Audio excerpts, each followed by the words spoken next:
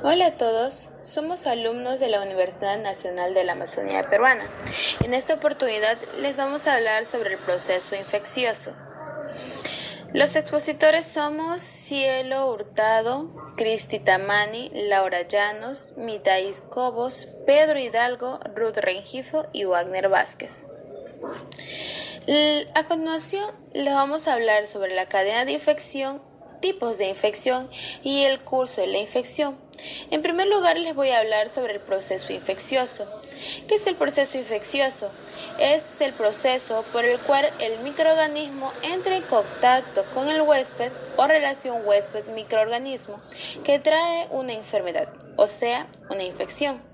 Los organismos patógenos poseen ciertas características como la capacidad de ser transmitibles, la adhesión a las células del hospedador, invadir los tejidos y la capacidad de invadir el sistema inmunitario del hospedador, o sea, del hombre.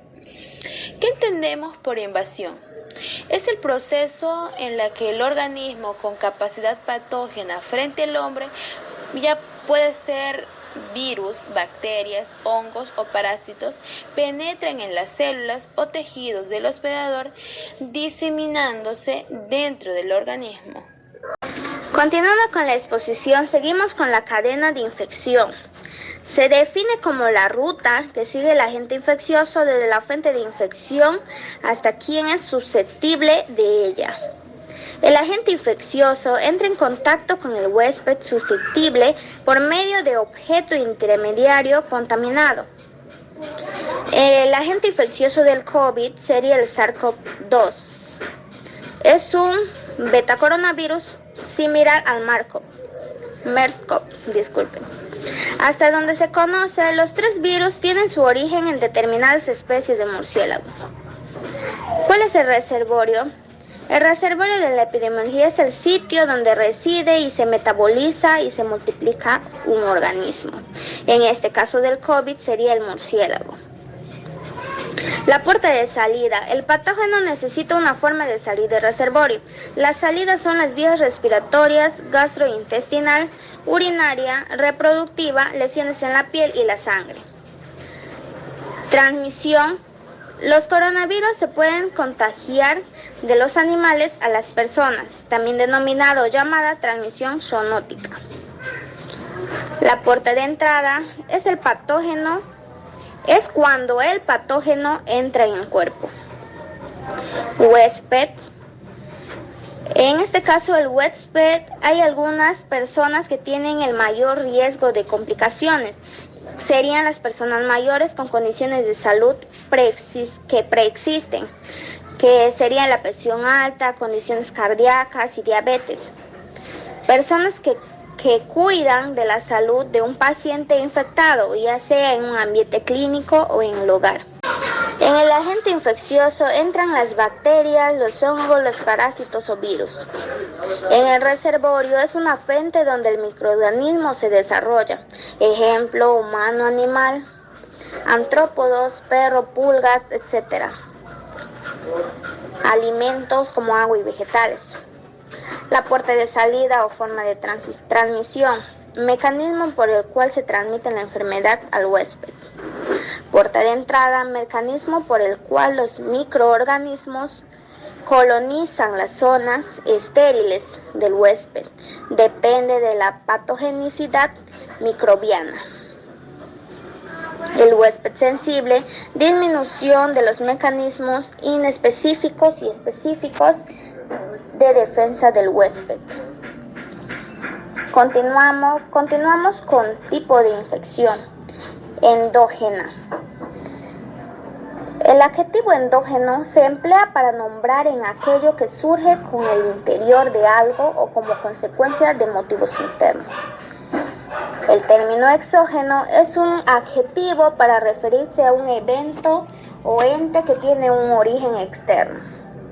Epidemia, incremento significativo, a menudo repentino, en el número de casos de una enfermedad en una población, que sobrepasa el umbral en el número de casos. Las enfermedades endémicas son aquellas que se presentan de forma continua a episódica en una zona determinada. En este caso, por ejemplo, la malaria, el changas o el dengue, que se da en zonas muy específicas del planeta. Pandemia. Es una epidemia mundial que se esparce a través de varios países o continentes, usualmente afectando a un gran número de personas. El brote, incremento inesperado en el número de casos de una enfermedad en un tiempo y lugar definido. La compañera siguiente les voy a explicar un poco más al respecto. Infecciones endógenas. Las infecciones endógenas son causadas por factores internos del organismo, es decir, son causados por organismos que viven en el cuerpo de la persona. El cuerpo humano está colonizado de forma natural por varios microorganismos y este proceso es fundamental para el buen funcionamiento del organismo, la llamada flora microbiana humana. Aunque es un proceso natural, algunos de los microorganismos pueden causar enfermedades. Las bacterias son los microorganismos predominantes en la flora y algunas de ellas presentes en la flora de la cavidad bucal, tracto gastrointestinal, estómago, intestino y piel. Tiene el potencial de causar enfermedades infecciosas. Nuestro sistema inmunológico puede combatir una gran cantidad de infecciones, pero si por alguna razón se debilita, las posibilidades de infecciones aumentan. Por lo general, la infección se produce debido a algunos factores predisponentes como la leucemia, la inmunosupresión, el tratamiento del cáncer, la diabetes, la obesidad, entre otras infecciones que deterioran el funcionamiento del sistema inmunológico y por lo tanto deben al individuo susceptible a enfermedades. Las infecciones endógenas pueden ocurrir cuando las bacterias que colonizan una región del cuerpo migra a otra o incluso cuando algunas bacterias presentes en la flora se multiplican más de lo debido. Un buen ejemplo de infecciones endógenas son las infecciones hospitalarias, que son infecciones adquiridas en un entorno hospitalario, especialmente durante un largo periodo de hospitalización. Entre los principales factores asociados al deterioro de los pacientes hospitalizados se encuentra la edad y los pacientes inmunodeprimidos, como el SIDA y los rectores de trasplantes, las enfermedades crónicas y la duración de la estancia. Los procesos invasivos también son causados de infecciones hospitalarias como cáteres vasculares, sondas basicales, ventilación mecánica, etc. La gran mayoría de los microorganismos que causan infecciones nosocomiales no causan enfermedad en personas sanas cuyo sistema inmunológico no están debilitados debido a una enfermedad o terapia. Infecciones exógenas. Las infecciones hospitalarias también pueden ser de origen exógeno y suelen transmitirse a través de las manos de los profesionales sanitarios u otras personas que entran en contacto con el paciente. La infección de tracto urinario también puede ser de origen endógeno, donde las bacterias presentes en el intestino afectan el tracto urinario. Esas bacterias pueden agrandarse en la región de la piel en el tracto genital y pueden invadir la uretra y llegar a la vejiga, causando la infección. Las infecciones exógenas, en cambio, son de origen externo al organismo. Pueden ser, por ejemplo, por virus presentes en el aire o por infecciones locales cuando ocurren heridas y cortes y se rompe la barrera física de la piel, permitiendo la entrada del agente infeccioso. Pueden ocurrir debido a picaduras de mosquitos y picaduras de animales, intoxicación alimentaria. Normalmente las infecciones de origen exógeno no se asocian con un sistema inmunológico comprometido. A pesar de generar la enfermedad, el propio sistema es capaz de reconocer y eliminar estos patógenos, y las vacunas son herramientas importantes para la inmunidad frente a diversos patógenos presentes en el aire infeccioso. Por supuesto, existen varias infecciones exógenas graves que conducen al compromiso del organismo e incluso la destrucción del sistema inmunológico, como el SIDA y varias otras patologías.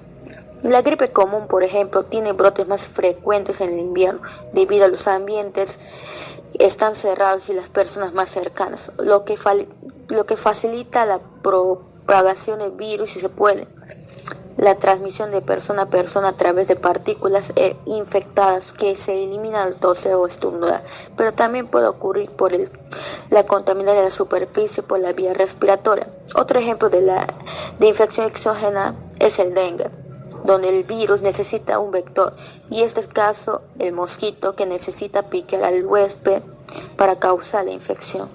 De persona a persona, es decir, de una persona enferma o asintomática a otra sana.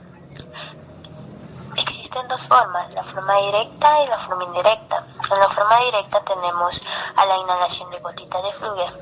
Ejemplo de esto es la enfermedad del TBC y las infecciones respiratorias, entre otras. También tenemos por contacto cutáneo. Gran ejemplo de esto es la lepra. Forma indirecta.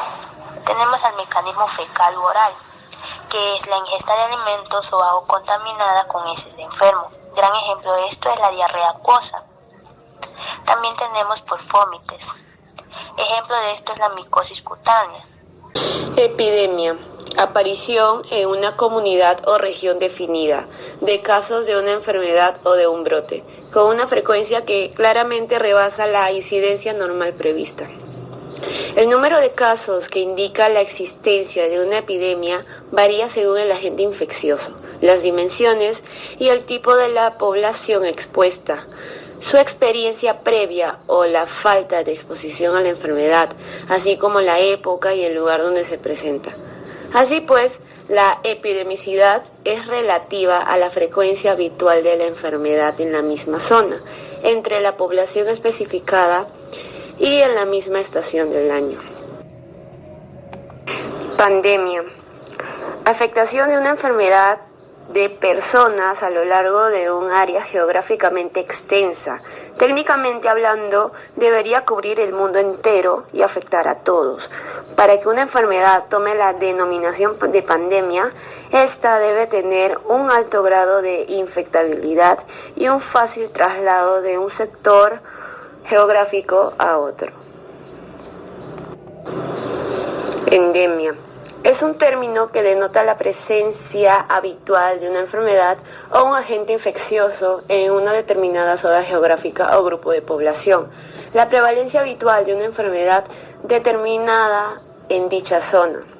Cuando la presencia de una enfermedad, tanto transmisible como no transmisible, se da de una forma regular, se dice que esa enfermedad existe con carácter endémico. Brote epidémico. La aparición de dos o más casos de la misma enfermedad asociados en tiempo, lugar y persona. O el incremento significativo de casos en la relación a los valores habitualmente observados. O cuando aparece una enfermedad, problema o riesgo para la salud en una zona hasta entonces libre de ella. También se llama a la presencia de cualquier proceso relevante de intoxicación aguda colectiva, imputable a causa accidental, manipulación o consumo. Pandemia. Afectación de una enfermedad de personas a lo largo de un área geográficamente extensa. Técnicamente hablando, debería cubrir el mundo entero y afectar a todos. Para que una enfermedad tome la denominación de pandemia, esta debe tener un alto grado de infectabilidad y un fácil traslado de un sector geográfico a otro. Epidemiología. Es la rama de la salud pública que tiene como propósito describir y explicar la dinámica de la salud poblacional, permitiendo intervenir en su curso natural. En esta nota se explica la importancia que este estudio tiene en el desarrollo de estrategias preventivas. La palabra epidemiología deriva de 3 vocablos griegos. Estos son epi, que significa sobre, demios o demo, que significa pueblo, logía, que significa conocimiento, estudio o tratado.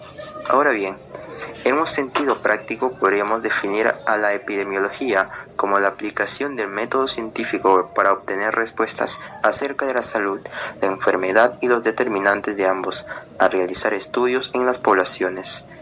En términos generales, para la epidemiología, una población está constituida por un conjunto de unidades y en tal sentido podrán identificarse poblaciones de distintos tipos y formas.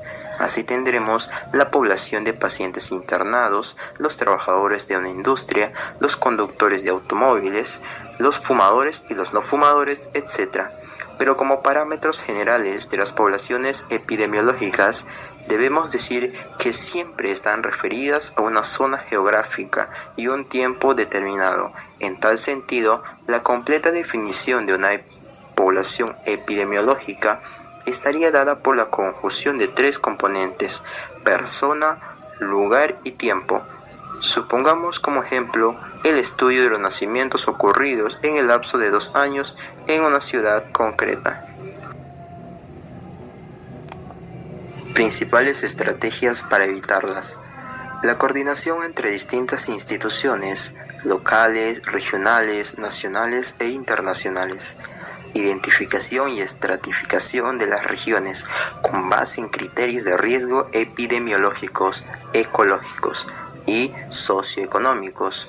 Promoción y capacitación sobre las acciones de autocuidado que la población pueda realizar a nivel individual y familiar para disminuir el contacto con insectos vectores y alacranes.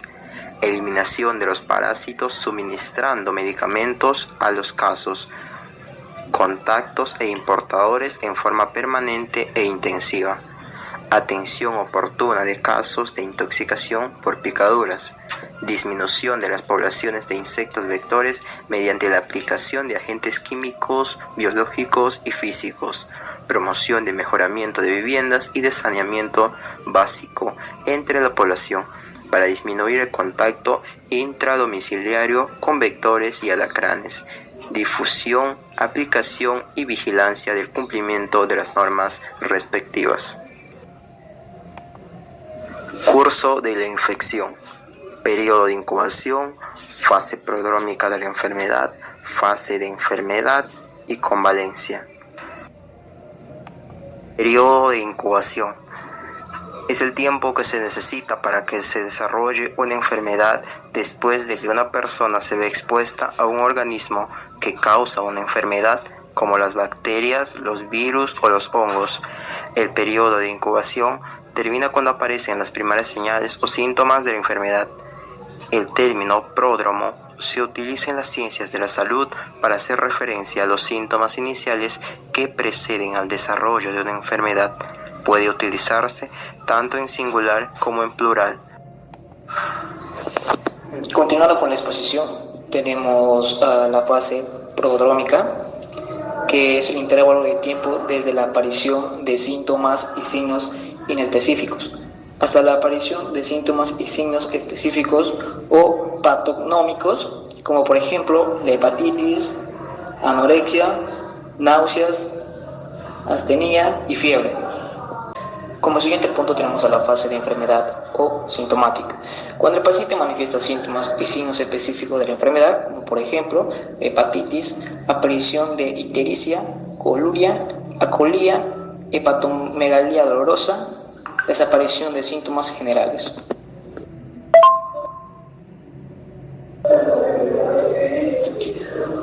Fase de covalencia o recuperación. Normalidad clínica y analítica, cuya duración puede ser de días a meses, dependiendo del estado del paciente, como por ejemplo la hepatitis, que es de 1 a 2 meses en hepatitis A y 3, de 4 meses en B.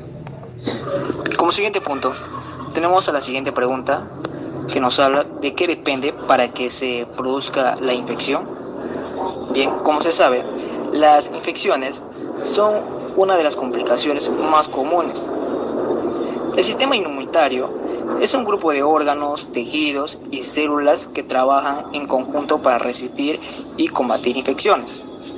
Algunas infecciones pueden propagarse a otras partes del cuerpo y podrían poner en peligro la vida si no se detectan a temprana edad. Como las infecciones son causadas por gérmenes que ingresan en el cuerpo, se multiplican y causan daño o enfermedades. Los principales tipos de gérmenes que se pueden causar infecciones son las siguientes, como bacteria, virus, protozoos, algunos de los cuales actúan como parásitos.